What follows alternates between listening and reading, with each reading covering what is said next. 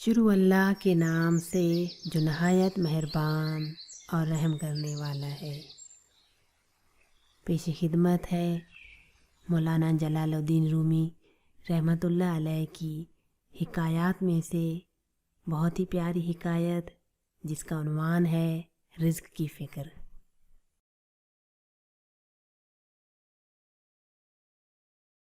ایک جنگلی گائے صبح سویرے صاف ستھرا سبز گھاس کھانے کے لیے نکل جاتی۔ سرسبز و شاداب جزیرے میں دن بھر مزے مزے سے چرتی رہتی۔ جب خوب پیٹ بھر جاتا اور اس کا جسم توانا ہو جاتا تو پھر اپنے ٹھکانے پر واپس آ جاتی۔ رات کو وہ اس فکر میں مبتلا ہو جاتی کہ آج تو میں سرسبز اور خوبصورت گھاس کھا آئی ہوں، کل کیا کروں گی؟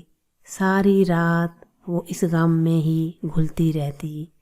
خدا معلوم اگلے روز گھاس کھانے کو ملے یا نہ ملے۔ اگلے دن کی خوراک کی فکر جب اس کو دامن گیر ہو جاتی تو اس غم میں صبح تک پھر سوکھ کر کمزور ہو جاتی۔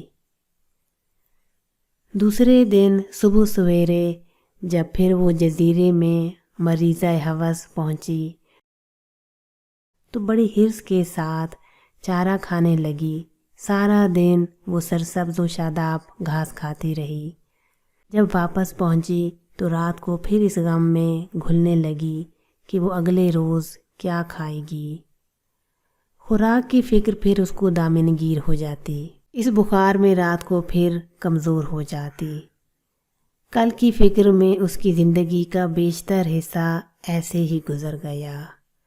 اسے یہ سمجھ نہ آئی کہ وہ کسی دن بھی تو بھوکی نہیں رہی۔ وہ اس فکر سے اپنا پیچھا نہ چھڑا سکی اور اس طرح اپنے حال کو ہمیشہ مستقبل کی فکر کر کے خراب اور خستہ حال بناتی رہی۔ گائے نما اس انسان کو بھی یہ بات سمجھ نہیں آتی جب خالق کائنات ہر روز اس کی روزی کا سامان خود مہیا کر دیتا ہے تو پھر کل کی فکر میں گھلنے کی کیا ضرورت ہے۔ اگر کوئی تھوڑا بہت غور کی زحمت کرے تو ہمیں پتہ چل جائے گا کہ یہ گائے انسان کا نفس ہے اور سرسبز جنگل یہ دنیا ہے۔ رازق اپنی مخلوق کو ہر روز اپنے وعدے کے مطابق رزق ضرور عطا کرتا ہے، لیکن یہ کم عقل، بد فطرت اور حرص و ہوس کا مارا ہوا آدمی پھر اسی فکر میں مبتلا ہو جاتا ہے کہ ہائے کل کیا کھاؤں گا۔ ارے خدا کی عطا کردہ عقل سے یہ تو سوچ کہ روز پیدائش سے لے کر اب تک تو برابر کھا رہا ہے، تیرے اس رزق میں کمی نہیں آئی تو انشاءاللہ تعالی مستقبل میں بھی تیرے رزق کا وہی ضامن ہے جس نے تجھے اب تک دیا ہے، آئندہ بھی دے گا۔ اس حکایت سے ہمیں یہ سبق ملتا ہے کہ اے انسان، تو سالہ سال سے کھا رہا ہے اور تیرے رزق میں کمی نہیں آئی، بس تو کل کی فکر کو ترک کر اور ماضی سے سبق لے۔ آپ کو آج کی حکایت کیسی لگی میری ویڈیو کے کامنٹ باکس میں ضرور بتائیے گا۔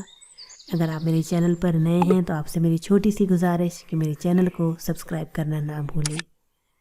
زندگی نے وفا کی تو پھر ملیں گے، تب تک کے لیے رب رکھا۔